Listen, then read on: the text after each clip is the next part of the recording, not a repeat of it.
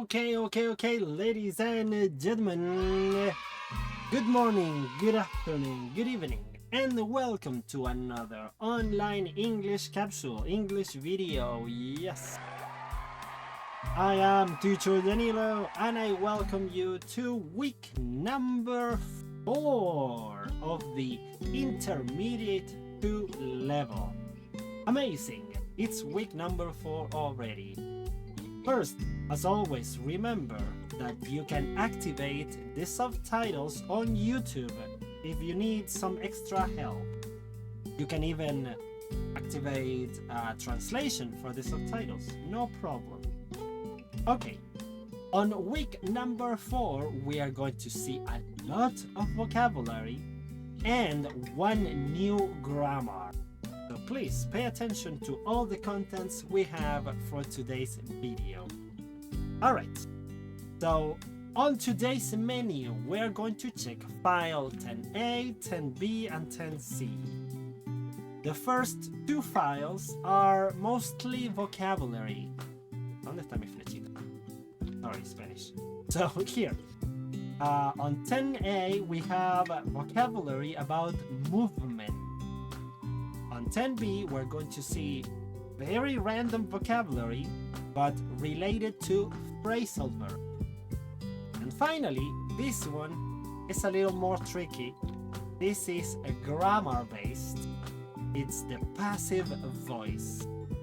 So without further ado, sorry, let us move on to the PowerPoint presentation. Let's go. Alright, here we are on week number 4. Yes, the first part, it's going to be about movement. That's why we have these two girls playing basketball. Look, 10A is called Into the Net. This one is related to sports and movement. 10B is called Early Birds. This one is related to people's routines, waking up early, going up late, staying up late, and phrasal verbs, of course. And then 10C, it's called International Inventions. And in here, we're going to check many stories about inventions around the world, across history, but also we're going to check this passive voice grammar. Yes, so let's start with the sports. Let's start with 10A, Into the Net. In this file you will first see this vocabulary about very different kinds of sports. We have handball, we have cycling, we have football, we have skiing, basketball, tennis, Olympics, etc. And in all sports, yes, I imagine all sports, you have movement. How do you express movement in English? Well, you see, here we have a very good vocabulary to help you express movement in English. Now look at this puppy. Oh, look at him. Oh, so cute. Yes. You see, this little puppy is going for an adventure. You see, he's leaving the house, going across the road, then so many others. There's a bridge, there's a tunnel. No, there's the tunnel, under the bridge, etc. Yes? Now, on your book, there is a different dog, but it's the same activity, so don't worry. Now look, here we have the vocabulary for this movement. I'm going to show you the answers, and bum. And we can see that, for example, in number 1, he's going down the steps. Down is movement, going down the steps. And in here, he's going across the road. He's going across the road. And in number 3, he's going over the bridge. And so on and so forth. Number 4, that's into the store. Number 5 is out of the store. And number 6 should be under the bridge, and so on. Yes? So this is a very interesting vocabulary to have so that you can talk about, for example, an adventure that you had, or talk about a football match that you watched. Yes, you can say, oh yes, I saw the ball go over the goalie, over the goalkeeper and into the net, and it was a goal. Yes, it was amazing. So, movement. Now, on 10b, we're going to see more vocabulary, but this time the story is not about sport, it's about people's routines and people waking up super early. These two people, Ella White and Peter Gordon, wake up super extremely early, especially this woman. Yes, she works in a bakery, you see. Now, in those stories, they use phrasal verbs. What are phrasal verbs? Let me show you. So, for example, this is a verb. Get. You get. But this is also a phrasal verb. Phrasal verbs are actions, are verbs that have more than one word and they have different meanings. So if we return to these two people, we can say that, oh, she gets up at 3 a.m. Oh my god, she gets up at 3 a.m. Oh my god. But you see, gets up, that is a phrasal verb. She gets and then she gets her email.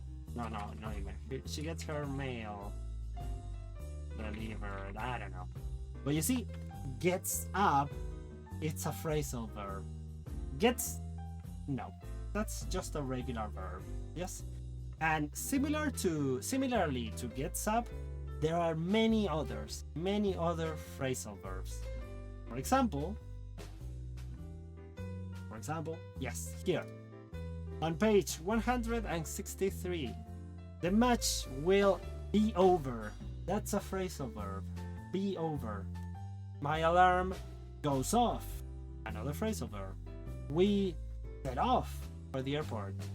I don't want to give up chocolates. Don't throw away that letter. Turn down the music. Turn up the TV. He looked up the words. Could you fill out this form? And so on and so forth. Yes? Actually, in this page we have some pictures. Look at these pictures behind me and look at these other ones. Yes?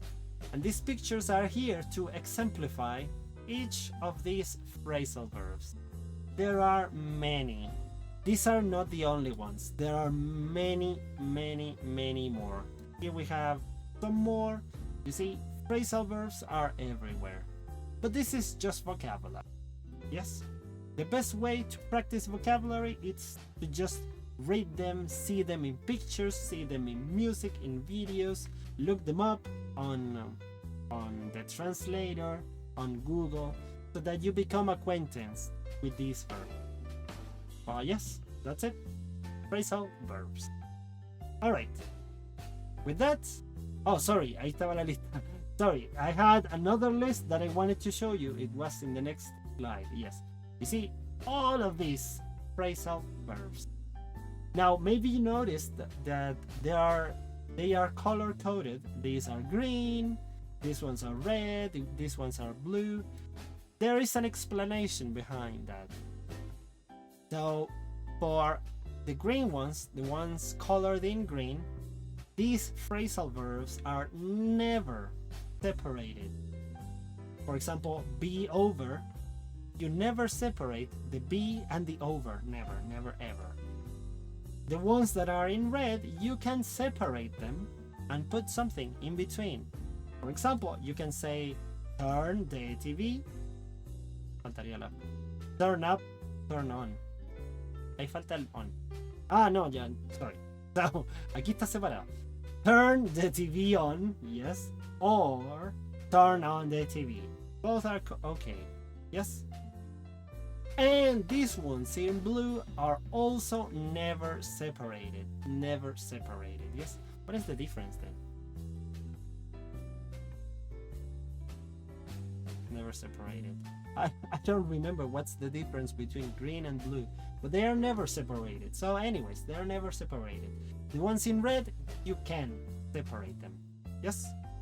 Same for this one. Yeah, I don't get what's the difference. Ah, yes. I get it now. Yeah, so green ones, they don't have an object. So you don't say the TV or keys or anything. And blue ones, yes, you have an object, but you don't separate them. Nevertheless. So yes, remember, green ones, you never separate. Blue ones, you never separate. The ones in red, yes, you can separate. Alright. Now finally, we have file 10C, International Inventions. And in here, we have the passive voice. This is new. Look, in this unit, you will see, you will read, you will listen about many different stories about inventions across history, around the world, etc. And with this idea, with this topic, we're going to have this passive voice. Now, you may be wondering, what is passive voice? Why is the teacher repeating it so much? Well, passive voice is usually said on news, on the news. For example, look at this guy here. He says, oh, new vaccine was developed by scientists. Well, in this case, he's using passive voice. So what is the difference? What is the difference with this? What is passive voice? Passive voice is when you take a phrase and you put the focus of the phrase into an object, not the person behind the object. You put the focus into an event, not the people going to that event. Look, let me show you two very distinct examples. Look at these two phrases up there. Josephine Cochrane invented the dishwasher. Wow, Josephine, very good. This is an example of a regular active voice. Focus is Josephine Cochrane. Josephine Cochrane invented the dishwasher. Now, a passive voice idea, in here you put the focus on the object, and Josephine Cochrane is not that important in this phrase. The dishwasher was invented by Josephine Cochrane. That is passive voice. Yes? Now look, here we have some examples. 2 billion pieces of Lego. The object, focus. 2 billion pieces of Lego are produced every year. We don't even know who produces them. It doesn't matter. The object is the important part in this phrase. CDs aren't used very much nowadays. By whom? By teenagers? By people in South America? They aren't used. That's the important part. CDs is the important part in this phrase. Is Spanish spoken in New Mexico? Spanish is the first part. Now, this is where it gets a little tricky. You can use the passive voice to talk about present, but also past. So you have two contents in here. We can say that the hot air balloon was invented by two Frenchmen. Stamps weren't invented until 1840. And when was the watch invented? All of these are passive voice, and they all use the verb be. 2 billion pieces of Lego are. CDs aren't. Is Spanish. And we use the past participle. 2 billion pieces of Lego are produced. These aren't used. Is Spanish spoken? This is very similar in simple past. Not simple past. In past, the only difference is we change the is, are for was and were. The hot air balloon was invented. Weren't invented. Was invented. That's passive voice. It is a little complicated, yes, but if we practice enough, it's going to be easy for you, yes? So let's practice. Okay, let's have a short activity. Let me show you 2 different ideas, and I'm going to show you the answers, but let's do them together. Okay, here you see in red we have wait, what's the word? Okay, so we have the examples, yes, only so that you can remember. And up here we have the 2 questions, and we have an example. The Eiffel Tower complete. The Eiffel Tower was completed in 1889. Let's have a look at number 1. Many of the things we use every day by women, and the word here is invent.